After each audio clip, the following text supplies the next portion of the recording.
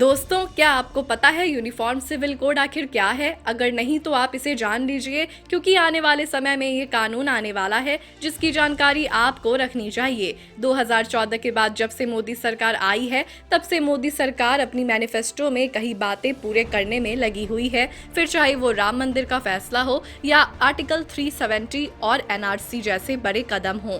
जब बीजेपी की इसी कड़ी में यूनिफॉर्म सिविल कोड का नंबर आता है, लेकिन सवाल ये उठता है कि यूनिफॉर्म सिविल कोड क्या है। तो चलिए बिना किसी देरी से शुरू करते हैं। यूनिफॉर्म सिविल कोड का मतलब है देश में हर नागरिक के लिए एक समान कानून का होना, फिर भले ही वो किसी भी धर्म या जाति से ताल्लुक क्यों ना रखता हो। फिलहाल देश में अलग अलग मजहबों के लिए अलग अलग पर्सनल लॉ हैं। यूनिफॉर्म सिविल कोड लागू होने से हर मजहब के लिए एक जैसा कानून आ जाएगा, यानी मुसलमानों को भी 3 शादियां करने और पत्नी को महज 3 बार तलाक बोल देने से रिश्ता खत्म कर देने वाली परंपरा खत्म हो जाएगी।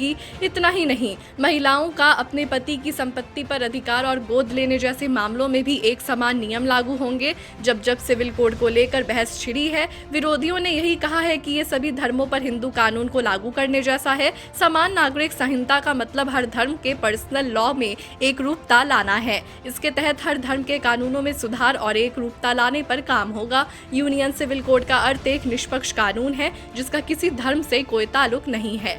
क्यों है जरूरी? विभिन्न धर्मों में विभिन्न कानून से न्यायपालिका पर बोझ पड़ता है। कॉमन सिविल कोड आ जाने से इस मुश्किल से निजात मिलेगा और न्यायालयों में वर्षों से लंबित पड़े मामलों में निपटारे जल्द होंगे। सभी के लिए कानून में एक समानता से एकता को बढ़ावा मिलेगा और इस बात से कोई दो राय नहीं है कि जहां हर नागरिक समान हो, उस देश में विकास तेजी से होता है। मुस्लिम महिलाओं की स्थिति बेहतर होगी। भारत की छवि एक धर्मनिरपेक्ष देश की है। ऐसे में कानून और धर्म का एक दूसरे से कोई लेना देना नहीं होना चाहिए। सभी लोगों के साथ धर्म से परे जाकर समान व्यवहार होना जरूरी है। हर भारतीय पर एक समान कानून लागू होने से राजनीति में भी बदलाव आएगा, या यूं कहें कि वोट बैंक और ध्रुवीकरण की राजनीति पर लगाम लगेगी।